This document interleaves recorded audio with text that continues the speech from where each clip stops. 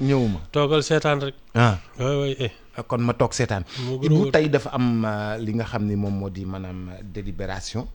ci li nga xam ni moom moo di maanaam éligibilité wu. Ousmane Sonko. maanaam ni ñuy jouer prolongation judiciaire la ko gars yi tuddee. boo dem nañu jóge nañu Ndakaaru dem Ziguinchor. jóge Ziguinchor ñëwaat Ndakaaru. ñëwaat Ndakaaru war a demaat tribunal defe naa hors classe. grande instance. dafa mel ni tey c'est décisif. ah waaw de toute façon man c'est moi si man vraiment depuis pas mal de temps.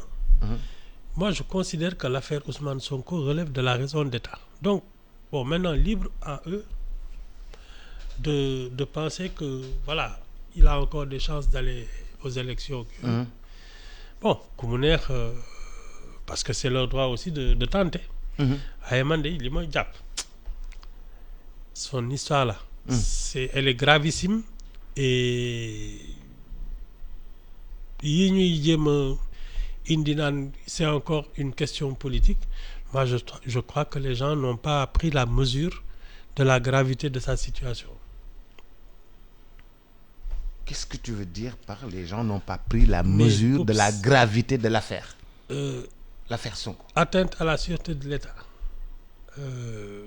appel à l'insurrection, menace à l'ordre, trouble à l'ordre public ak yooyu yi mu fi jot a def yëpp.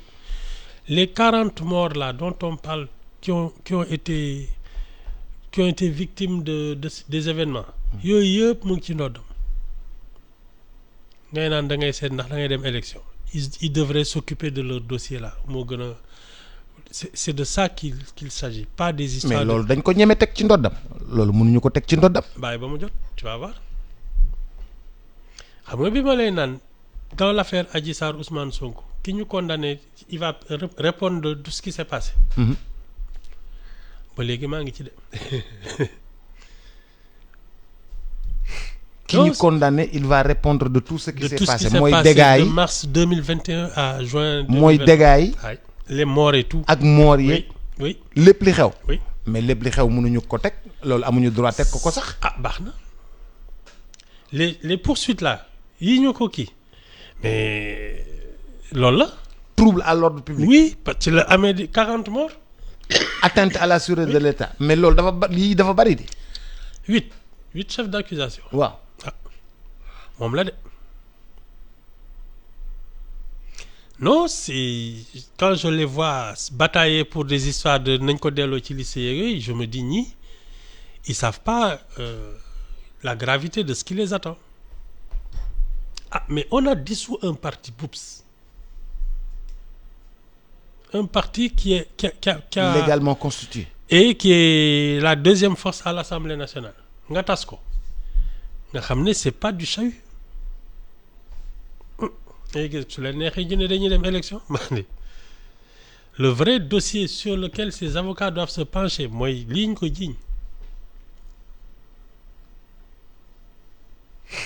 ah nañ leen déglu ba xam. Ibou yow da nga may jéem a tiital wala. non lu ci sa yoon. non non da nga cof ci Pastef da nga am. affaire yi dafa da nga am bracelet li nga may wax nii dafa ngand. mais moi c'est ça qui m'étonne en fait. parce que lii nit ñi di débattre ay nañ ko delloo ci liste yi buñ ko delloo ci liste yi bàyyi fii des affaires qui ont fait 40 morts, des milliards de dégâts matériels. Waaw, matériel. Déstabiliser un pays pendant 2 ans. Nit ñi ne loolu garaawul nañ ko delloo ci liste électorale. Moi c'est ça qui m'étonne.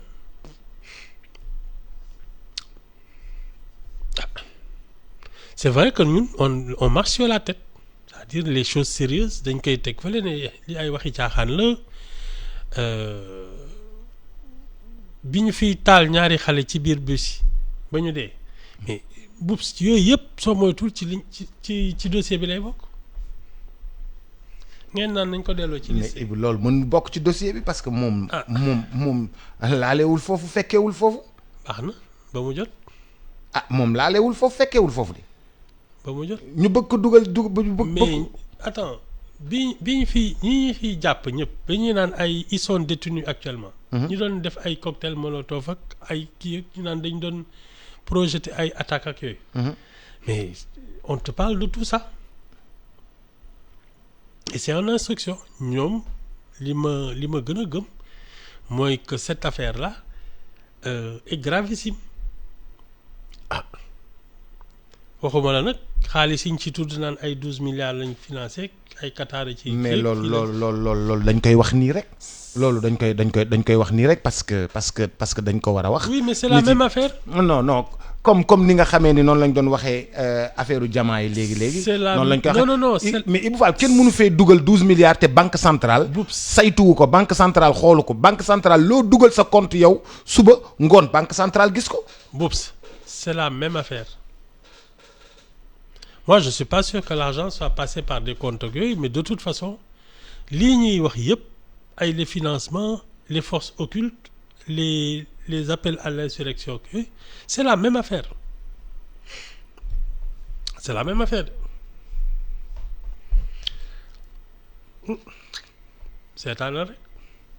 non de toute façon ils sont en instruction. dañ déglu rek ba seet fu muy mujjee. De toute façon il faut forcément une enquête pour déterminer les responsabilités. S'il n'a rien fait, il retrouve sa liberté. Mais en tout cas, pour l'instant, voilà les accusations. Donc, ay affaire ou radiation qui bagne radiation, pour moi, c'est un hors d'œuvre. Être sur les listes, ne pas être sur les listes. Mais Boups, déjà, il a été condamné à une peine par contumace. Ça veut dire que même si je défais sur lycée, sa condamnation par contumace, mais ça l'empêche de participer aux élections. te moom moo tax ñu dindi ko ci lycée. Il a eu une condamnation par contumace. Il peut même pas faire appel. Parce que délai bi mu naroon ñëw constitué prisonnier ba ñu tëbal affaire bi dafa passé loolu de laa comprendre ci affaire bi. Alaaji Ibou Fall man da nga maa xaw a. Non. C'est que je pense qu'on est dans l'émotion et dans le xawma de la diversion voilà. Mais la réalité en face. C'est que on a dissous son parti pour des accusations très graves. te waa CEDEAO nee nañu état sénégalais bi tooñul bi mu dissoudre Pastef. Rien que pour ça il peut pas aller aux élections. Dissolution parti bi rek il peut pas aller aux élections. C'est la loi. Mais pourtant l'opposition est en ordre de bataille à ses côtés. waaw ñoom dañuy bëgg a récupérer son électorat mooy li ma la waxoon bi ñu demee Ziguinchor. C'est ça ils font tout pour montrer de la solidarité que en espérant qu'il va y avoir un report de voix au moment du vote ñii kat ñoo fi jàppale Ousmane Sonko donc su fi Ousmane Sonko nekkul. ñoom la ñuy voté ñoom ñuy voté te suñ ko jàppalee xëy na ku ci falu génne Ousmane Sonko ci kaso bi c'est ça le calcul donc chacun fait du zèle. Ouais ñoom suñu bëggoon mu bokk ci élection yi. ba muy tàmbali affaire Adji Sarr bi lañ koy ne hey histoire bii warul dem tribunal va négocier. xale bi rocc ci plaintam. waaw ñoo xam ndax dañ koy dédommager ñoo xam ndax dañuy ñaan njëkk ñoo xam ni ñuy def mais aller devant la justice. ba pare yow nga ne doo wuyu ji. ça a été une erreur fatale.